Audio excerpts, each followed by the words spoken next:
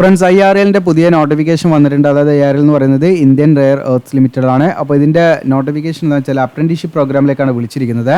അപ്പോൾ ഇതിലേക്ക് നമ്മൾ എങ്ങനെയാണ് അപ്ലൈ ചെയ്യേണ്ടതെന്നെല്ലാം വിശദമായിട്ട് നമ്മൾ ഡീറ്റെയിൽ ആയിട്ട് കാണിക്കാം. നമുക്ക് ഓഫ്ലൈനായിട്ട് അപ്ലൈ ചെയ്യണം. അതുപോലെ നമ്മൾ അപ്രൻറ്റീഷിപ്പ് പോർട്ടലിൽ നമ്മൾ എന്തെങ്കിലും രജിസ്റ്റർ ചെയ്യണം, അതിൻ്റെ കാര്യങ്ങളൊക്കെ വിശദമായിട്ട് പറയുന്നുണ്ട്. അപ്പോൾ ITI കഴിഞ്ഞവർക്കും അതുപോലെ ഡിഗ്രി കഴിഞ്ഞവർക്കും അങ്ങനെ ഡിപ്ലോമ കഴിഞ്ഞവർക്കും ഒക്കെയുള്ള വേക്കൻസികളുണ്ട്, നിങ്ങൾക്ക് ഇവിടെ കാണാൻ പറ്റും. അപ്പോൾ ആദ്യം നമ്മൾ പറയുന്നത് നിങ്ങൾക്ക് ഇവിടെ കാണാൻ, ഇതാണ് നോട്ടിഫിക്കേഷൻ വന്നിരിക്കുന്നത്. ട്രേഡ് ടെക്നീഷ്യൻ, ഗ്രാജുവേറ്റ്, അതുപോലെ ജനറൽ കാറ്റഗറി ഇങ്ങനെയാണ് വിളിച്ചിരിക്കുന്നത് കേട്ടോ അപ്രൻറ്റീഷിപ്പ്. അപ്പം നമുക്കിതിലെ എന്താണ് വേക്കൻസിയും അതുപോലെ ഏതൊക്കെ ക്വാളിഫിക്കേഷൻ ഒക്കെ നമുക്ക് നോക്കാം. അപ്പോൾ ആദ്യത്തെ നോക്കുന്നത് ട്രേഡ് അപ്രൻറ്റീഷിപ്പാണ്. ഇതിൽ ഫിറ്ററിലേക്ക് അപ്ലൈ ചെയ്യാം. നിങ്ങൾക്ക് ഫിറ്ററിൽ ITI കഴിഞ്ഞവർക്ക് അപ്ലൈ ചെയ്യാം. 1 വർഷമാണ് ട്രെയിൻ ഡ്യൂറേഷൻ, 8 വേക്കൻസിയാണുള്ളത്. ഇലക്ട്രീഷ്യൻ നിങ്ങൾക്ക് ഇലക്ട്രീഷ്യനിൽ ITI കഴിഞ്ഞവർക്ക് അപ്ലൈ ചെയ്യാം, 4 വേക്കൻസിയാണുള്ളത്. ദെൻ MRACയിൽ നിങ്ങൾക്ക് എന്താണ് ITI കഴിഞ്ഞവർക്ക് അപ്ലൈ ചെയ്യാം, 1 വേക്കൻസിയാണുള്ളത്. ഇൻസ്ട്രുമെൻറ്റേഷൻ നിങ്ങൾക്ക് ITI ഇൻസ്ട്രുമെൻറ്റേഷൻ കഴിഞ്ഞവർക്ക് അപ്ലൈ ചെയ്യാം, 1 വേക്കൻസിയാണ്. ഇലക്ട്രോണിക്സിലേക്ക് നിങ്ങൾക്ക് ഇലക്ട്രോണിക്സിൽ ITI കഴിഞ്ഞവർക്ക് അപ്ലൈ ചെയ്യാം, 1 വേക്കൻസി. ദെൻ ഡീസൽ മെക്കാനിക്കൽ നിങ്ങൾക്ക് ഡീസൽ മെക്കാനിക്കൽ ITI കഴിഞ്ഞവർക്ക് അപ്ലൈ ചെയ്യാം, 1 വേക്കൻസി. പ്ലംബറിലേക്ക് പ്ലംബർ ITI കഴിഞ്ഞവർക്ക് അപ്ലൈ ചെയ്യാം, 7 വേക്കൻസി. വെൽഡറിലേക്ക് നിങ്ങൾക്ക് വെൽഡറിൽ ITI കഴിഞ്ഞവർക്ക് അപ്ലൈ ചെയ്യാം, 4 വേക്കൻസി. ദെൻ മെഷീനിസ്റ്റ് നിങ്ങൾക്ക് മെഷീനിസ്റ്റിൽ ITI കഴിഞ്ഞവർക്ക് അപ്ലൈ ചെയ്യാം, 1 വേക്കൻസി. ദെൻ കാർപ്പൻറ്റർ നിങ്ങൾക്ക് കാർപ്പൻറ്ററിൽ ITI കഴിഞ്ഞവർക്ക് അപ്ലൈ ചെയ്യാം, 1 vacancy. Then draftsman civil ITI കഴിഞ്ഞവർക്ക് അപ്ലൈ ചെയ്യാം, 1 വേക്കൻസി. ദെൻ സർവേയിൽ നിങ്ങൾക്ക് സർവേയറിൽ ITI കഴിഞ്ഞവർക്ക് അപ്ലൈ ചെയ്യാം, 2 വേക്കൻസി. പിന്നെ നിങ്ങൾക്ക് AO ഇതിൽ നിങ്ങൾക്ക് ഇവിടെ BSc കെമിസ്ട്രി കഴിഞ്ഞവർക്ക് അപ്ലൈ ചെയ്യാം. ഇതിന് 1.5 വർഷമായിരിക്കും കേട്ടോ ട്രെയിനിങ് ഡ്യൂറേഷൻ, 2 വേക്കൻസി. ഇനി ഗ്രാജുവേറ്റ് അപ്രൻറ്റീഷിപ്പിലേക്കാണെങ്കിൽ നിങ്ങൾക്ക് ഇവിടെ മെക്കാനിക്കലിലേക്ക് BE or BTech in mechanical engineering കഴിഞ്ഞവർക്ക് അപ്ലൈ ചെയ്യാം, 1 വർഷമാണ് അപ്രൻറ്റീഷിപ്പ് ഡ്യൂറേഷൻ, 5 വേക്കൻസി ഉണ്ട്. ഇലക്ട്രിക്കലിലേക്ക് നിങ്ങൾക്ക് ഇലക്ട്രിക്കൽ എഞ്ചിനീയറിംഗ് കഴിഞ്ഞവർക്ക് അപ്ലൈ ചെയ്യാം, 2 വേക്കൻസി. സിവിലിലേക്ക് BE or BTech സിവിൽ കഴിഞ്ഞവർക്ക് അപ്ലൈ ചെയ്യാം, 2 വേക്കൻസി. കമ്പ്യൂട്ടർ സയൻസിലേക്ക് നിങ്ങൾക്ക് കമ്പ്യൂട്ടർ സയൻസിൽ BE or BTech കഴിഞ്ഞവർക്ക് അപ്ലൈ ചെയ്യാം, 1 വേക്കൻസി. ഇതിലേക്ക് യാതൊരുവിധ എക്സാമോ കാര്യങ്ങളൊന്നുമില്ല. നിങ്ങളുടെ എസെൻഷ്യൽ ക്വാളിഫിക്കേഷൻ ഉണ്ടല്ലോ, അതിൻ്റെ മാർക്കിൻ്റെ അടിസ്ഥാനത്തിലായിരിക്കും ഇതിലേക്കുള്ള സെലക്ഷൻ. ഓക്കെ, യാതൊരുവിധ അപേക്ഷാ ഫീസോ കാര്യങ്ങളൊന്നും തന്നെ വേണ്ട. ദെൻ ടെക്നീഷ്യൻ അപ്രൻറ്റീഷിപ്പ് ആണെങ്കിൽ മെക്കാനിക്കലിലേക്ക് നിങ്ങൾക്ക് മെക്കാനിക്കൽ എഞ്ചിനീയറിംഗ് ഡിപ്ലോമ കഴിഞ്ഞവർക്ക് അപ്ലൈ ചെയ്യാം, 2 വേക്കൻസി. ഇലക്ട്രിക്കൽ ആണെങ്കിൽ ഇലക്ട്രിക്കൽ ഡിപ്ലോമ കഴിഞ്ഞവർക്ക് അപ്ലൈ ചെയ്യാം, 1 വേക്കൻസി. സിവിൽ ആണെങ്കിൽ സിവിൽ ഡിപ്ലോമ കഴിഞ്ഞവർക്ക് അപ്ലൈ ചെയ്യാം, 1 വേക്കൻസി. ഇൻസ്ട്രുമെൻറ്റേഷൻ ആണെങ്കിൽ ഇൻസ്ട്രുമെൻറ്റേഷൻ ഡിപ്ലോമ കഴിഞ്ഞവർക്ക് അപ്ലൈ ചെയ്യാം, 1 വേക്കൻസി. ഫയർ ആൻഡ് സേഫ്റ്റി ആണെങ്കിൽ ഫയർ ആൻഡ് സേഫ്റ്റിയിൽ ഡിപ്ലോമ കഴിഞ്ഞവർക്ക് അപ്ലൈ ചെയ്യാം, 1 വേക്കൻസി. ഇനി ജനറൽ സ്ട്രീമിൻ്റെ വിളിച്ചിട്ടുണ്ട്. ഇതിലേക്ക് നിങ്ങൾക്ക് BCom കഴിഞ്ഞവർക്ക് അപ്ലൈ ചെയ്യാം, 3 വേക്കൻസിയാണ്. പിന്നെ BA, BBA, BSc കഴിഞ്ഞവർക്ക് അപ്ലൈ ചെയ്യാം, 2 വേക്കൻസി. പിന്നെ നിങ്ങൾക്ക് BSc ജിയോളജി കഴിഞ്ഞവർക്ക് അപ്ലൈ ചെയ്യാം, 1 വേക്കൻസി. ഓക്കെ, പിന്നെ VHSC നിങ്ങൾക്ക് കഴിഞ്ഞവർക്ക് അപ്ലൈ ചെയ്യാവുന്ന വേക്കൻസികളുണ്ട്. അതായത് MLTയിലേക്ക് VHSC MLT കഴിഞ്ഞവർക്ക് അപ്ലൈ ചെയ്യാം, 1 വേക്കൻസി. ഓക്കെ, അപ്പോൾ ഇതിലേക്ക് BSc ജിയോളജി കഴിഞ്ഞവർക്ക് എന്താണ് അപ്രൻറ്റീഷിപ്പായിട്ട് അപ്ലൈ ചെയ്യാവുന്ന ഒരു സ്കീമാണ്. അപ്പം മാക്സിമം നിങ്ങൾക്ക് നിങ്ങളുടെ കൂട്ടുകാരിലേക്കൊക്കെ മാക്സിമം ഒന്ന് ഷെയർ ചെയ്ത് കൊടുക്കാം. ഓക്കെ, ഇനി ഇതിൻ്റെ റിസർവേഷനൊക്കെ ഉണ്ടായിരിക്കും SC/ST OBC PWD candidates vice. അപ്പോൾ കേരള സ്റ്റേറ്റിലുള്ളവർക്ക് മാത്രമേ ഈ റിസർവേഷനൊക്കെ ലഭിക്കുകയുള്ളൂ കേട്ടോ. അതർ സ്റ്റേറ്റിലുള്ളവർക്കൊന്നും റിസർവേഷൻ ലഭിക്കില്ല. അതർ സ്റ്റേറ്റിലുള്ളവർക്ക് അപ്ലൈ ചെയ്യാം, പക്ഷേ മുൻഗണനയൊക്കെ എല്ലാ പ്രയോറിറ്റി കാര്യങ്ങളൊക്കെ എന്താണ് കേരള സ്റ്റേറ്റിലെ ഉദ്യോഗാർത്ഥികൾക്കായിരിക്കും എന്നുള്ളതാണ് പ്രത്യേകമായിട്ട് ശ്രദ്ധിക്കുക. ഇനി ഇതിൻ്റെ ഏജ് ലിമിറ്റാണ് മിനിമം 18, മാക്സിമം 25 വയസ്സ് വരെ ഇതിലേക്ക് അപ്ലൈ ചെയ്യാം. ഓക്കെ, അപ്പം മിനിമം 18 വയസ്സ് കഴിഞ്ഞിരിക്കണം, മാക്സിമം 25 ഏജ് ലിമിറ്റ്. ഇനി SC/ST കാൻഡിഡേറ്റ്സ് ആണെങ്കിൽ അവർക്ക് 30 വയസ്സ് വരെ അപ്ലൈ ചെയ്യാം, OBC ആണെങ്കിൽ അവർക്ക് 28 വയസ്സ് വരെയും അപ്ലൈ ചെയ്യാം. പിന്നെ നമ്മൾ മുൻപ് ഒരിക്കലും അപ്രൻറ്റീഷിപ്പ് ചെയ്തിരിക്കരുത്. അപ്രൻറ്റീഷിപ്പ് ഒരു തവണ നമുക്ക് ചെയ്യാൻ പറ്റുള്ളൂ. അപ്പം ഓൾറെഡി അപ്രൻറ്റീഷിപ്പ് ചെയ്തുകൊണ്ടിരിക്കുന്നവരോ ചെയ്ത് കഴിഞ്ഞ ഉദ്യോഗാർത്ഥികളാണെങ്കിൽ അങ്ങനെയുള്ളവർക്കൊന്നും ഇതിലേക്ക് അപ്ലൈ ചെയ്യാൻ പറ്റില്ല, പ്രത്യേകമായിട്ട് ശ്രദ്ധിക്കുക. പിന്നെ ഒരു കാറ്റഗറിയിൽ അല്ലെങ്കിൽ ഒരു ട്രേഡിലേക്ക് ഒരു ഉദ്യോഗാർത്ഥിക്ക് അപ്ലൈ ചെയ്യാൻ പറ്റുള്ളൂ എന്ന് പ്രത്യേകമായിട്ട് ശ്രദ്ധിക്കുക കേട്ടോ. ദെൻ ഇതിൻ്റെ സെലക്ഷൻ മെത്തേഡ് ഞാൻ പറഞ്ഞു. നമുക്ക് ആ എസെൻഷ്യൽ ക്വാളിഫിക്കേഷൻ ഏതാണോ അതിനെ അടിസ്ഥാനമാക്കിയിട്ടായിരിക്കും നമ്മുടെ സെലക്ഷൻ ഉണ്ടായിരിക്കും. അതിൻ്റെ മാർക്ക് എത്രയാണോ അതിനെ അടിസ്ഥാനമാക്കി കൂടുതൽ മാർക്കുള്ളവർക്ക് കൂടുതൽ കിട്ടും. ഇനി ഇതിൻ്റെ പ്രയോറിറ്റിയാണ്. അപ്പോൾ ഈ പറയുന്ന സെലക്ഷൻ്റെ ഭാഗമായിട്ട് കുറച്ചും പാടെ ഒരു മുൻഗണനയൊക്കെ കൊടുക്കുന്ന വിഭാഗങ്ങളുണ്ട്. അതൊന്ന് ലാൻഡ് എഫക്റ്റഡ് കാറ്റഗറിയാണ്. അപ്പോൾ ഇതുമായി ബന്ധപ്പെട്ട IRLുമായി ബന്ധപ്പെട്ട ലാൻഡ് എഫക്റ്റഡ് കാറ്റഗറി അവർക്ക് ഡോക്യുമെൻറ്റ്സ് കാര്യങ്ങളൊക്കെ വേണം തെളിയിക്കുന്നത്.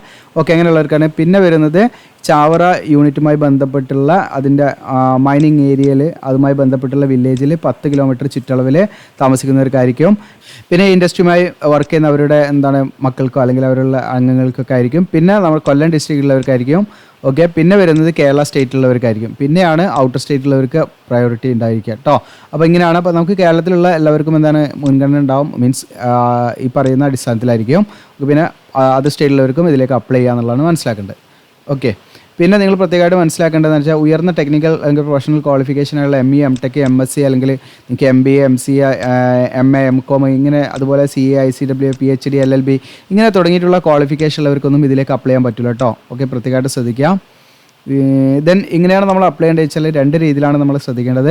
ഒന്ന് ഈ പറയുന്ന ട്രേഡ് അപ്രൻറ്റീഷിപ്പ് അതുപോലെ വൊക്കേഷണൽ VHSC കഴിഞ്ഞ ഉദ്യോഗാർത്ഥികളാണെങ്കിലും ITI കഴിഞ്ഞ ഉദ്യോഗാർത്ഥികളാണെങ്കിലും അവരെന്ത് ചെയ്യണം, NAPS വഴി, അതായത് NAPS വഴി ഞാൻ കാണിക്കാം. NAPS വഴി എന്ത് ചെയ്യണം, അവർ രജിസ്റ്റർ ചെയ്യണം കേട്ടോ. ഓക്കെ, അത് നിർബന്ധമാണ്. രജിസ്റ്റർ ചെയ്തിട്ടില്ലെങ്കിൽ നമ്മുടെ അപേക്ഷ സ്വീകരിക്കില്ല. അപ്പോൾ ഇതാണ് നാപ്സ്. അപ്പോൾ ഈ വെബ്സൈറ്റിൽ കയറിയിട്ട് നമ്മൾ എന്ത് ചെയ്യണം, ഇവിടെ നിങ്ങൾക്ക് ഇവിടെ കാണാൻ പറ്റും ലോഗിൻ രജിസ്റ്റർ എന്നുള്ള കാണാൻ പറ്റും. കാൻഡിഡേറ്റ്സ് എന്നുള്ള സെലക്ട് ചെയ്ത് നിങ്ങൾ എന്ത് ചെയ്യണം, ഇതിൽ അക്കൗണ്ട് ക്രിയേറ്റ് ചെയ്യണം കേട്ടോ. ഓക്കെ, അങ്ങനെ അക്കൗണ്ട് ക്രിയേറ്റ് ചെയ്തിട്ട് നമുക്ക് എന്ത് ചെയ്യണം, ഇതിൽ തന്നെ ജസ്റ്റ് നിങ്ങൾക്ക് ഇവിടെ കാണാൻ പറ്റും. ഇപ്പം ഞാൻ ഫോർ എക്സാമ്പിൾ ഇവിടെ കാണിക്കാം.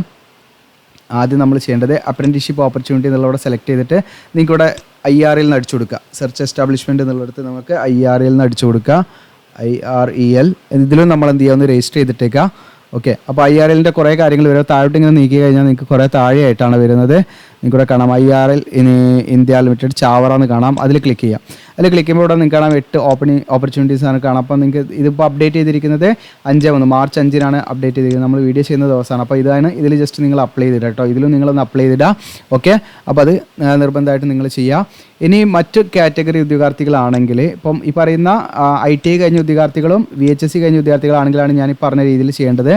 ഇനി അല്ലാത്ത ഉദ്യോഗാർത്ഥികളുണ്ടല്ലോ, അതായത് ഡിഗ്രി BTech ഗ്രാജുവേഷൻ ഡിപ്ലോമ ഒക്കെ കഴിഞ്ഞ ഉദ്യോഗാർത്ഥികളാണെങ്കിൽ അവരെന്ത് ചെയ്യണം, നാറ്റ്സ് വഴിയാണ് എന്ത് ചെയ്യേണ്ടത്, രജിസ്റ്റർ ചെയ്യേണ്ടത്. നാറ്റ്സിൽ എന്ത് ചെയ്യണം, രജിസ്റ്റർ ചെയ്തിരിക്കണം. അപ്പോൾ ഇതാണ് നാറ്റ്സിൻ്റെ ഒഫീഷ്യൽ സൈറ്റ്. അപ്പോൾ ഇതിൻ്റെ ലിങ്ക് ഞാൻ ഡയറക്റ്റായിട്ട് തരാം. അപ്പോൾ ഇതിൽ നമ്മൾ എന്ത് ചെയ്യണം, ഇവിടെ നിങ്ങൾക്ക് സ്റ്റുഡൻറ്റ് എന്നുള്ള ഭാഗമുണ്ട്. ഇതിൽ സ്റ്റുഡൻറ്റ് എന്ന് ക്ലിക്ക് ചെയ്തിട്ട് നമ്മൾ എന്ത് ചെയ്യണം, ഇതിൽ സ്റ്റുഡൻറ്റ് രജിസ്റ്റർ എന്നായിട്ട് നമ്മൾ ഇതിൽ ഫുള്ളായിട്ട് രജിസ്റ്റർ ചെയ്യണം കേട്ടോ. കംപ്ലീറ്റ് ആയിട്ട് നമ്മൾ അക്കൗണ്ട് ഉണ്ടായിരിക്കണം. എങ്കിൽ മാത്രമേ നമ്മുടെ അപേക്ഷ സ്വീകരിക്കുന്നത് പ്രത്യേകമായിട്ട് ശ്രദ്ധിക്കുക. അങ്ങനെ നമ്മൾ ചെയ്തതിന് ശേഷം നമ്മൾ എന്ത് ചെയ്യണമെന്ന് വെച്ചാൽ ഇതിന് അപേക്ഷ ഫോം ഉണ്ടായും കാണിക്കാം. ആ അപേക്ഷ ഫോം നമ്മൾ A4 സൈസ് പേപ്പറിൽ നമ്മൾ എന്ത് ചെയ്യണം, അത് പ്രിൻ്റ് എടുത്തിട്ട് നമ്മൾ എന്ത് ചെയ്യണം, അത് നമ്മൾ ആ കാര്യങ്ങളൊക്കെ ഫില്ല് ചെയ്തിട്ട് അയച്ചു കൊടുക്കണം. അപ്പോൾ അയച്ചു കൊടുക്കുന്ന എൻവലപ്പിൻ്റെ മുകളിൽ അല്ലെങ്കിൽ അതിൻ്റെ ആ കവറിൻ്റെ മുകളിൽ നമ്മൾ ഈ പറയുന്ന വാചകം എഴുതണം. Application four engagement of apprenticeship against notification number എന്ന് പറഞ്ഞിട്ട് ഇവിടെ കാണാൻ നിൽക്കുക. അത് മുതൽ ഇതുവരെ, ഇവിടെ മുതൽ ഇതുവരെ ഈ ഒരു വാചകം കംപ്ലീറ്റ് ആയിട്ട് നമ്മുടെ ആ ഒരു അപേക്ഷ അയച്ചു കൊടുക്കുന്ന കവറുണ്ടല്ലോ അല്ലേ, ആ ഒരു എൻവലപ്പ്, അതിൻ്റെ മുകളിൽ നമ്മൾ എഴുതി കൊടുക്കണം കേട്ടോ. അപ്പോൾ അത് അയച്ചു കൊടുക്കേണ്ട അഡ്രസ്സ് കാര്യങ്ങളൊക്കെ ഞാൻ പറയാം. ഓക്കെ, ഇനി പ്രത്യേകം നിങ്ങൾ ശ്രദ്ധിക്കേണ്ടത്, അപേക്ഷ അയച്ചു കൊടുക്കുമ്പോൾ സെൽഫ് അറ്റസ്റ്റഡ് ആയിട്ടുള്ള ഡോക്യുമെൻറ്റ്സ് ഒക്കെ നമ്മൾ അതിൻ്റെ കൂടെ വെക്കണം. എന്തൊക്കെ ഡോക്യുമെൻറ്റ്സ് വെക്കേണ്ടത് വെച്ചാൽ 10ാം ക്ലാസ് സർട്ടിഫിക്കറ്റിൻ്റെ ഡോക്യുമെൻറ്റ്സ് വെക്കണം. ഇനി നിങ്ങൾക്ക് +2 കാര്യങ്ങൾ അങ്ങനെ എന്തെങ്കിലും മാർക്ക് ഷീറ്റോ കാര്യങ്ങളൊക്കെ ഉണ്ട്, അത് അതിൻ്റെ കൂടെ വെക്കാവുന്നതാണ്. പിന്നെ SC ST OBC ഇങ്ങനെയുള്ള കാറ്റഗറി വൈസ് റിലാക്സേഷൻ ഒക്കെ കിട്ടണമെങ്കിൽ അതിൻ്റെ സെൻട്രൽ ഗവൺമെൻറ് പർപ്പസിന് വേണ്ടി തയ്യാറാക്കിയ സർട്ടിഫിക്കറ്റ് നമ്മൾ അതിൻ്റെ കൂടെ വെക്കണം, സെൽഫ് അറ്റസ്റ്റ് ചെയ്താൽ. ഇനി EWS കാൻഡിഡേറ്റ്സ് ആണെങ്കിൽ അവർ അങ്ങനെയുള്ള സർട്ടിഫിക്കറ്റ് വെക്കണം. പിന്നെ semester wise year vice mark sheet കാര്യങ്ങളൊക്കെ അതിൻ്റെ കൂടെ വെക്കണം. അതൊക്കെ സെൽഫ് അറ്റസ്റ്റഡ് ആണ് വേണ്ടത്. പിന്നെ നമുക്ക് ഈ ഡോക്യുമെൻ്ററി പ്രൂഫാണ്, അതായത് നമ്മൾ ഈ പറയുന്ന ലാൻഡ് എഫക്റ്ററോ അല്ലെങ്കിൽ അതിൻ്റെ മൈനിങ് ഏരിയയുടെ 10 കിലോമീറ്റർ ചുറ്റളവിലുള്ളവരാണോ എന്നൊക്കെ തെളിയിക്കുന്നതിന് വേണ്ടിയുള്ള ആ ഒരു ഡോക്യുമെൻ്ററി പ്രൂഫ് അതിൻ്റെ കൂടെ വെച്ചാലേ നമുക്ക് ആ ബെനിഫിറ്റ് ഒക്കെ കിട്ടുള്ളൂ കേട്ടോ. പിന്നെ നേറ്റിവിറ്റി സർട്ടിഫിക്കറ്റ് വേണം. നമ്മൾ കേരളത്തിലാണ് താമസിക്കുന്നതെന്നൊക്കെ നമുക്ക് തെളിയിക്കുന്നതിന് വേണ്ടിയുള്ള സർട്ടിഫിക്കറ്റ് നമ്മൾ വെച്ച് കഴിഞ്ഞാൽ നമുക്ക് ആ ബെനിഫിറ്റ് കാര്യങ്ങളൊക്കെ കിട്ടും. പിന്നെ ആധാർ കാർഡ്, പിന്നെ ഇത്രയും കാര്യങ്ങളൊക്കെ. പിന്നെ നമ്മളത് ഫില്ല് ചെയ്തിട്ട് നമ്മൾ എന്ത് ചെയ്യണം, ആ ഫോട്ടോഗ്രാഫൊക്കെ ഒട്ടിച്ചിട്ട് ആ ഫോമും കാണിക്കാം. എന്നിട്ട് നമ്മൾ എന്ത് ചെയ്യണം, ഇതാണ് അഡ്രസ്സ്. ഈ അഡ്രസ്സിലേക്ക് നമ്മൾ സ്പീഡ് പോസ്റ്റ് വഴി നമ്മൾ അയച്ചു കൊടുക്കുക. ഇങ്ങനെ അയച്ചു കൊടുക്കേണ്ട അവസാന തീയതി 18 മാർച്ചാണ് കേട്ടോ. അപ്പം പ്രത്യേകം നിങ്ങൾ ശ്രദ്ധിക്കാം, നമുക്ക് പോസ്റ്റലായിട്ട് അയച്ചു കൊടുക്കണം. സ്പീഡ് പോസ്റ്റ് 18 മാർച്ചിൻ്റെ ഉള്ളിൽ അവിടെ എത്തണം. ഇതാണ് ഫുൾ അഡ്രസ്സിലേക്ക് നമ്മൾ അയച്ചു കൊടുക്കുക. സ്പീഡ് പോസ്റ്റ് ആയിട്ടാണ് അയച്ചു കൊടുക്കേണ്ടത്. അപ്പോൾ ഇത്രയാണ് ഇതിൻ്റെ പ്രധാനമായിട്ടുള്ള കാര്യങ്ങൾ. ഇനി എങ്ങനെയാണ് നമ്മളിതിൻ്റെ അപേക്ഷ ഫോം ഞാൻ കാണിക്കാം.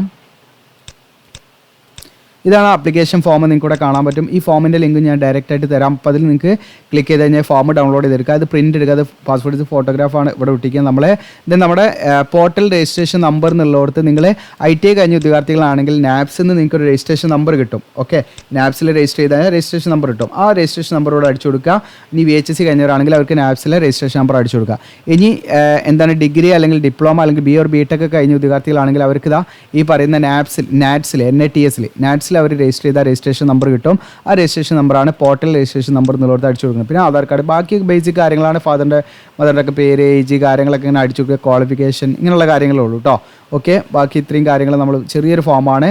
ഓക്കെ, ഇത് ഫില്ല് ചെയ്യുക. ഏതൊക്കെ ലാംഗ്വേജസ് അറിയുന്ന കൊടുക്കുക. പിന്നെ സിഗ്നേച്ചർ, ഡേറ്റ്, പ്ലേസ് എഴുതുക. ഇന്നിതൊരു കവറിലിട്ടിട്ട് നമ്മൾ നേരത്തെ പറഞ്ഞ പോലെ ആ വാചകം കവറിൻ്റെ മുകളിൽ നമ്മൾ ആ ഇത് അയച്ചു കൊടുക്കുന്ന സമയത്ത് നമ്മൾ എഴുതേണ്ട വാചകം ഞാൻ അടയാളപ്പെടുത്തിയല്ലോ. ഓക്കെ, ഈ ഒരു വാചകം നമ്മൾ കംപ്ലീറ്റ് ആയിട്ട് എഴുതുക. എന്നിട്ട് അഡ്രസ്സ് ഇതാണ്.